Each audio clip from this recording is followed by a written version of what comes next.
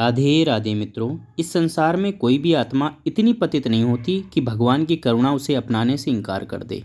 आज हम आपको सुनाने जा रहे हैं भक्त अजामिल की कथा, जो ये सिखाती है कि भगवान का नाम मृत्यु से भी अधिक शक्तिशाली है। बहुत समय पहले कान्यकुब्ज नगरी में एक ब्राह्मण रहते थे जिनका नाम था अजामिल। अजामिल बचपन से ही संस्कारी, धर्मनिष्ठ और वेदों के ज्ञाता थे। वे अपने माता पिता की सेवा करते, नियमित पूजा करते और सच्चे ब्राह्मण का जीवन जीते।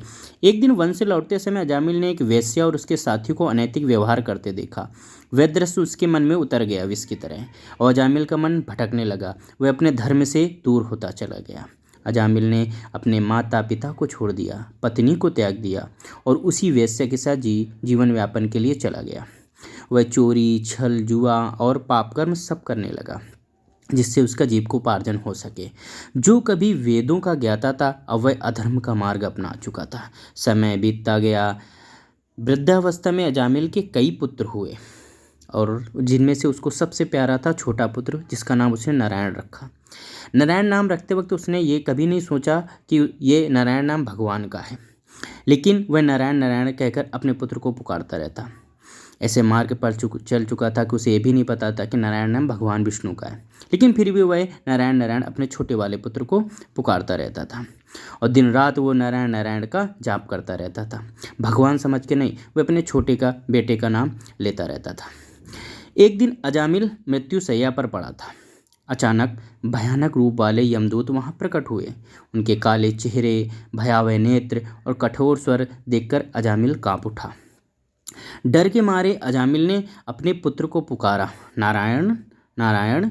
उसकी आवाज़ डर से भरी हुई थी। वह कांप रहा था, पसीने से तरबितर था, लेकिन भगवान का नाम ले रहा था वो। उसी क्षण आकाश से दिव्य प्रकाश उतरा। विष्णुदूत प्रकट हुए, तेजस्वी, शंख चक्र गदा धारण किए हुए। उन्होंने यमदूतों को रोक दिया। यमदूत बोले, यह पापी है, इसे नरक ले जाना हमारा अधिकार है। विष्णुदूत बोले, जिसने भगवान का नाम लिया उस पर अब यम का अधिकार नहीं। उन्होंने कहा, भगवान का नाम अनजाने में भी लिया जाए तो वह पापों को भस्म कर देता है।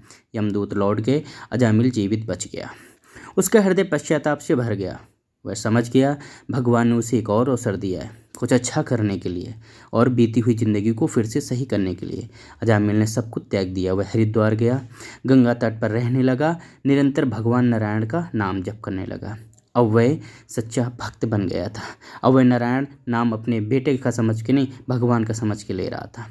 जब अजामिल का अंतिम समय आया, इस बार वह डर से नहीं, भक्ति से नारायण बोला। विष्णुदूत आए और उसे बैकुंठ ले गए। भक्त अजामिल की कथा यह हमें सिखाती है, भगवान का नाम सबसे बड़ा सहारा है। पश्चाताप से मोक्ष का द्वार खुलता है। राधे ही राधे।